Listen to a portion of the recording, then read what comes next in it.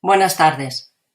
En primer lugar, deseo expresar mi más sincero agradecimiento al comité organizador del Tercer Congreso Internacional de Investigación y Desarrollo Social por la oportunidad que me ha brindado para participar en este encuentro científico, valioso espacio para el intercambio de conocimientos, experiencias e investigaciones orientadas al desarrollo social. Asimismo, quiero agradecer a quienes siguen esta presentación por su interés y por dedicar unos minutos a compartir esta reflexión. Mi nombre es María Ángeles Ruiz Valeros.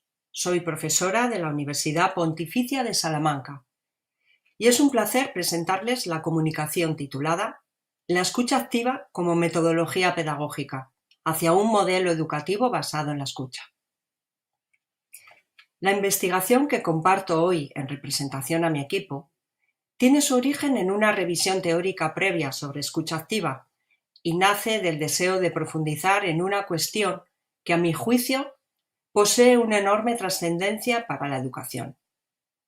A medida que avanzaba en el estudio de la literatura científica, fue surgiendo una pregunta que terminó convirtiéndose en el verdadero motor de esta investigación. Antes de comenzar, les invito a detenerse unos minutos en esta pregunta. ¿Puede un docente enseñar bien si antes no sabe escuchar?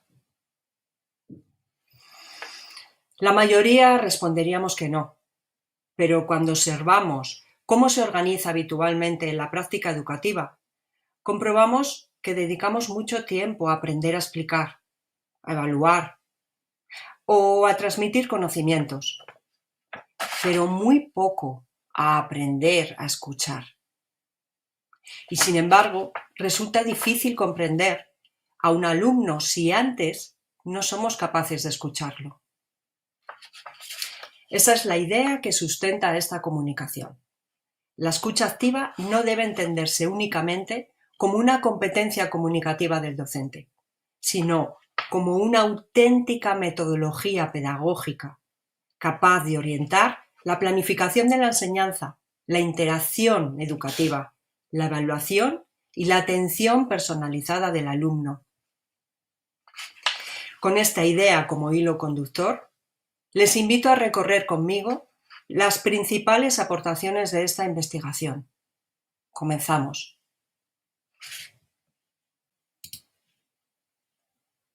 La escucha activa como metodología pedagógica hacia un modelo educativo basado en la escucha. Vamos a analizar el concepto de escucha activa. Vamos a ver que en un principio, en el ambiente escolar, la escuela consideraba la escucha como una habilidad situada en el receptor, en el alumno.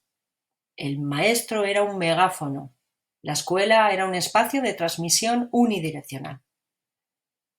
Más tarde pasó a considerarse una competencia comunicativa gracias a la cual podíamos resolver conflictos en el aula. Y como tercera opción, y la que persigue esta comunicación, sería convertir a la escucha como una metodología pedagógica. La escucha sería el núcleo estructural que vertebra todo el diseño del proceso de enseñanza-aprendizaje. El objetivo principal de la propuesta sería analizar las implicaciones educativas de la escucha activa y proponer una reinterpretación paradigmática, transitar de la escucha como habilidad interpersonal a la escucha como principio metodológico rector. Se ha elegido un diseño metodológico basado en una investigación cualitativa, una revisión de literatura científica desde el año 2014 al año 2025 y una triangulación multidisciplinar que favorezca la integración de aportaciones procedentes de la psicología, de Rogers fundamentalmente, la comunicación interpersonal, el arte y la educación. Tenemos que distinguir dos procesos fundamentales en el acto de la escucha.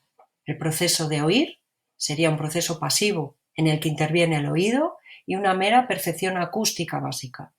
Y el proceso de escuchar activamente, ese proceso cognitivo y afectivo que pone en juego el oído, el cerebro y el corazón para llegar a percibir y a interpretar gracias a una sintonía emocional con el otro.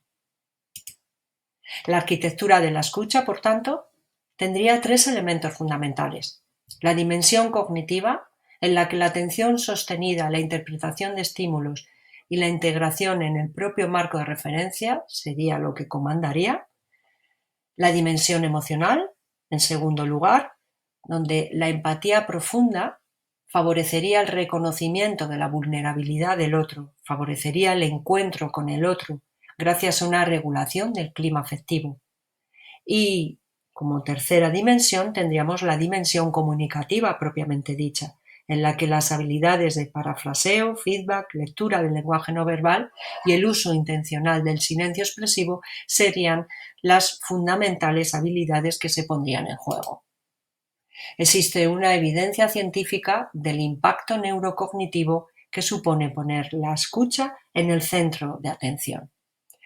Las aportaciones de la neurología y la empatía, las aportaciones de la salud y la regulación y las aportaciones del aprendizaje y la comunicación favorecerían esa evidencia científica de la que estoy hablando. El entrenamiento en escucha y compasión modula las regiones cerebrales implicadas en la regulación emocional y el sistema de recompensa. La sintonización emocional va a reducir el sufrimiento psíquico y va a amortiguar variables de riesgo de caer en la desesperanza y en la soledad. Y el aprendizaje y comunicación favorecerían las señales de atención activa que incrementan exponencialmente la comprensión mutua, la identificación del estado emocional del interlocutor.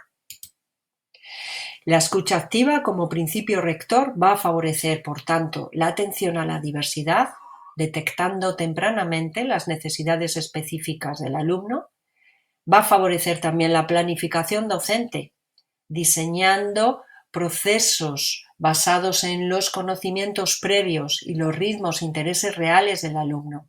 La escucha activa también va a favorecer la interacción educativa, un diálogo bidireccional real, en el que se van a crear espacios de silencio productivo y formulación de preguntas expansivas para favorecer la expresión natural del alumno.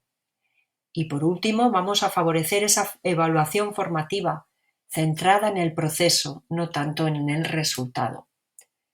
Esto va a suponer una repercusión sistémica en el ecosistema escolar positiva, una inclusión auténtica del alumno, una motivación intrínseca en la que el alumno sienta que su voz y experiencia van a tener un peso estructural en el aula.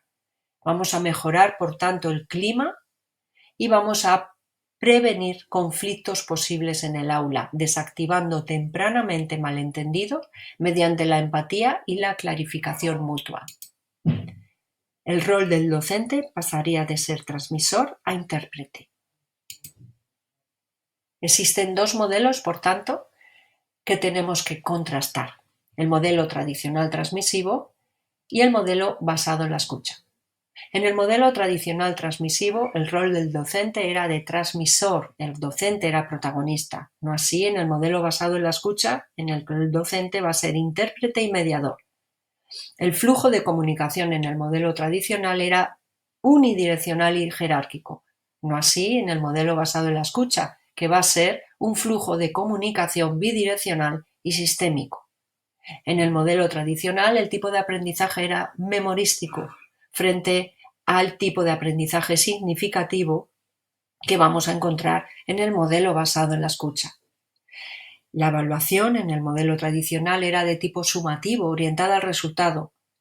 La evaluación en el modelo basado en la escucha es de tipo continuo, formativa y procesual. La atención a la diversidad en el modelo tradicional era la estandarizada, no así en el modelo basado en la escucha, en el que la atención a la diversidad va a ser inclusiva y personalizada. Hay unas conclusiones que tenemos que especificar: el doble impacto de la escucha, beneficios en procesos cognitivos y beneficios para la regulación emocional. En beneficios cognitivos tenemos catalizar el aprendizaje significativo y permitir a la mente integrar la nueva información, anclándola de manera segura en el andamiaje previo del alumno. El bienestar y regulación emocional va a generar un entorno de seguridad psicológica y va a amortiguar la frustración escolar, promoviendo el autoconcepto positivo y facilitando la creación de una identidad social saludable.